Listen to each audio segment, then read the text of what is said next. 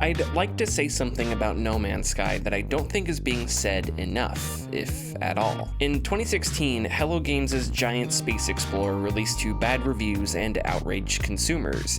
It was poorly optimized, buggy, and failed to meet expectations. 3 years and a bunch of updates later, Hello Games' dedication and hard work has improved No Man's Sky and made it a vastly better game than it was at launch. However, while it's important we acknowledge the talent and hard work it took to make No Man's Sky a better game, it's also important we establish that No Man's Sky's state at launch, even while it has improved, was and is unacceptable. A quick YouTube search and you'll find more than a few videos with plenty of views labeling No Man's Sky as a game redeemed, that it's made a comeback from unfortunate circumstances. But as well-meaning as words like redeem and comeback may be, I think it's important for consumers, and even more important for content creators, to know precisely what we mean when we use them. Redemption implies a past wrong has been corrected, that it's been rectified, but in No Man's Sky's case, the way it was released isn't something that should be redeemable in the first place, regardless of whether or not the game has improved since. Our digital always online world has created a games industry full of gray area.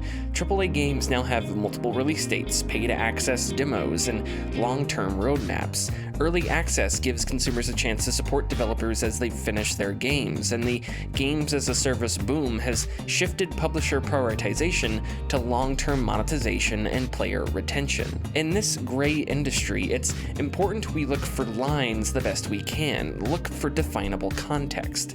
No Man's Sky wasn't a game billed as a work in progress. It wasn't an early access title consumers would purchase with the expectation that it wasn't a finished product.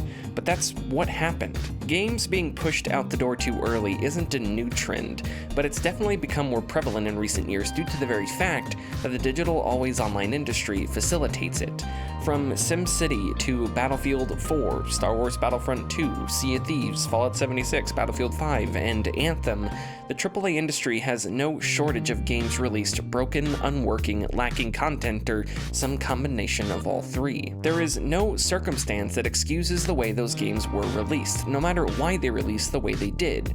Nor does it matter if they got better with time or if people enjoy them now. Setting early access aside, unfinished and unworking games should not be delivered to consumers. Had No Man's Sky released on Steam in early access and Hello Games was transparent about its plans going forward, that would be a totally different context and it would change our discussion.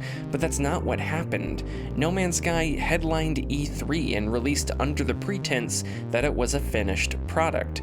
Was that Hello Games' fault? Was it Sony's fault? Assigning blame is extremely difficult and may even be impossible. Thanks to Kotaku's Jason Schreier, we know Anthem's poor state at launch wasn't the fault of a single person, but the fault of a system of crunch, poor industry working conditions, and rampant miscommunication and mismanagement. There are numerous reasons games release unfinished, broken, or lacking meaningful content, and when we use words like redeem or comeback, my fear is that the publishers and executives who have the power to make changes to the industry's systemic problems see the reaction and use it as a reason to continue operating in this manner when they shouldn't. I believe the pros of the always online digital industry far outweigh the cons, but only when it's used correctly and ethically. I'll concede it's a tough line to define the difference between a complete and incomplete game. Intuitively, however, I also think, more times than not, we can separate incomplete games from complete games, as well as bugs and flaws games shouldn't release with, and bugs and flaws that are acceptable to fix post-release. When Rocket League released in 2015, it didn't have the amount of content it does now. But at release, it was a fully realized, complete product. The updates that followed its release added to the game, but didn't complete it. I'd argue Overwatch is the same case. It released as a finished product. The additions and changes that came afterwards certainly made it a better game, but not a game that was completed or finished post-release, after it was available for consumers to purchase. When Halo 3 released in 2007, if you entered matchmaking for Team Slayer, you most likely ended up playing playing a game mode called Shotty Snipers, which was an alternate Team Slayer mode where players started with shotguns and sniper rifles. The problem was, Shotty Snipers appeared so often that it became difficult for players to play normal Team Slayer.